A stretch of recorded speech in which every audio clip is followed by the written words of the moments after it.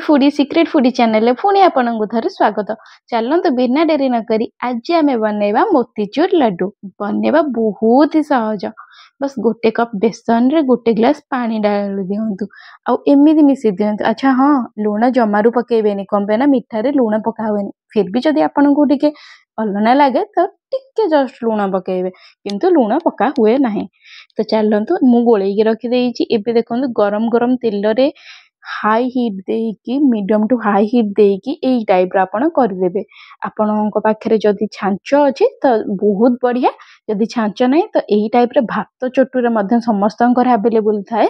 एमती बाडे दियंतु जोटा बहुत आसानी से हम गोटे जगह रखुनी चारिआडे बाडे दियंतु। जेमती देखा आपन देखि पाथु वीडियो रे गुटी गुटी गुटी गुटी हेकी अछि सेई टाइप रा आपनकर हम। जदि आपनकर लागि जाउची एका संगे हे जाउची तो चिंता करिवार किछि कथा नै। ता लागि भी म आपनकु टिप्स देबी, टिके अपेक्षा करंतु।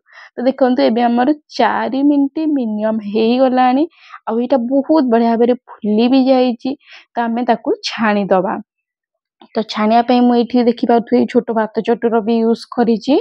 आपण बड़ चटुर यूज करि परिबे, नहले आपण छणा भी यूज कर परिबे। जोटी चाहा छाणु जे चाहा प्लास्टिक छणा हे नथिबो, स्टील रो छणा से चाहा छणा ता द्वारा भी आपण यूज करि परिबे। बहुत बढ़िया बेरे तेल आपनकर क्लियर हेगी बाहरिबो।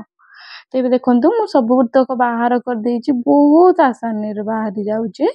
बाहर कर देइची आ गोटे टिश्यू पेपर रखिकी मो ता ऊपर सब रखुची। कम ना तेल जहा थिबो से सब टिश्यू पेपर को सोक कर दो। तो एबे देखंतु जोरा बड़ देखाउची आपनकु तो कोन करिवे, हाथ रे चापी देबे। सब जोरा बड़ बड़ हेके हाथ रे चापी देबे। जदि हाथ रे चापी होनी बहुत बड़ अछि तो ग्राइंडिंग कर दियंतु। बस टिके ग्राइंडर मोड़िए पुनी बंद करिए, बस हैला। खदड़िया रहिबा दरकार, पूरा पीसी हो जेबा दरकार नाही।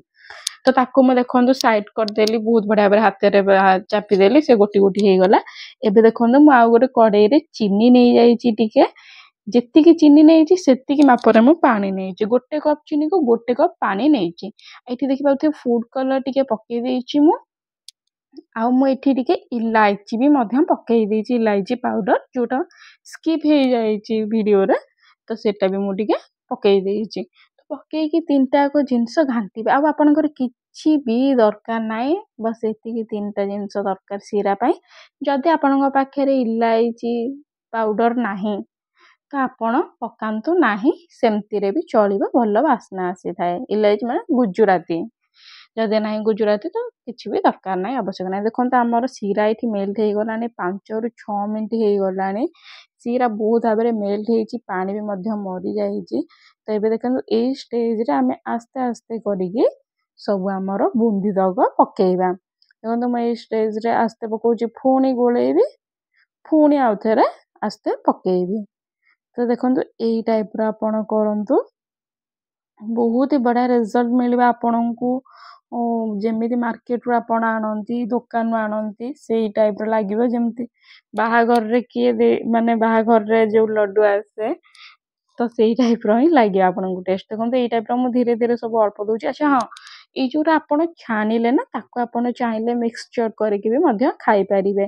कम पे ना हमर सेठी किछि चीनी फिनी किछि पकेने ना, तो बहुत ही सहज तो खाया बहुत ही टेस्ट लगी थे। सेमती मध्य खाई परिबे, कुडु कुडु लागिवो।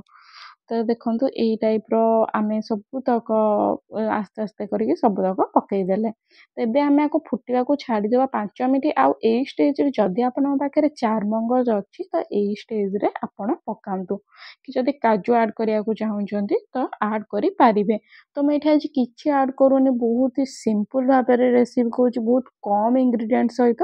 तो मैं एठी किछि भी ऐड करिवेनी, बस लास्ट रे जेते बेला हमर हे जिवो गैस टा को बंद करिवे, गोटे चम्मच घी ऐड करी। घी रे कौन हुए ना गोटे बास्ना आसे, से बास्ना लगी मु घी ऐड करी। तो एबे देखंतु हे जाईची, ठंडा भी टिके हे जाईची, पूरा ठंडा हवा दरकार नाही, बस उषुम थिबो जेमिति आपण हाथ को धरि पारुथिबे हेई टाइप रो उषुम थिबा दरकार। तो मु देखंतु आपनकु एई टाइप रो लड्डू करके देखि दउची। आपण आपनक हिसाब रे बड्ड करि परिबे, छोट करि परिबे, मीडियम भी करि परिबे।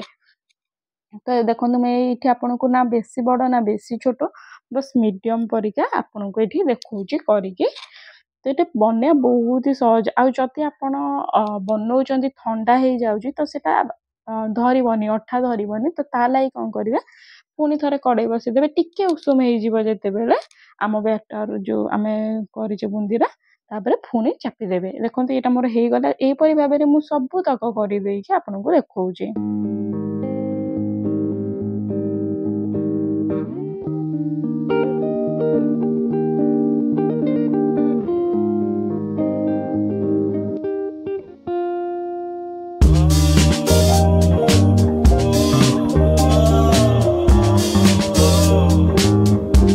देखिले ना एत सहज लड्डू बनैबा तेबे मु आपन को भांगिकी गोटे देखैबी केमती अच्छी केमती हैला केमती लागिवो सेटा भी मध्य मु आपन को कहबी।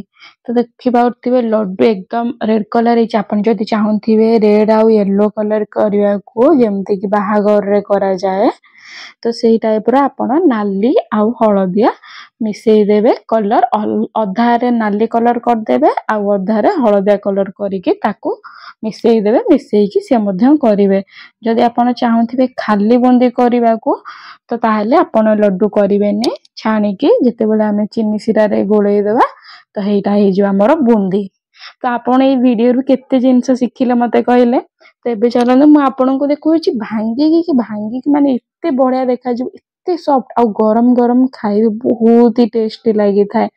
तो मो कहबे अनुसार निहाती भाबे रे ट्राई करंतु मोतीचूर लड्डू बुंदी लड्डू जोटा कि हमें मार्केट रु आनी थाओ आपन यदि चाहुचंदी बिना कलर पकेकी करिवे तो बिना कलर पकेकी मध्ये आपन करि परिबे हळदी आपनकर रहिबो। तो देखंतु एई टाइप रो मो भांगिली एते टेस्ट लागिला बहुत ही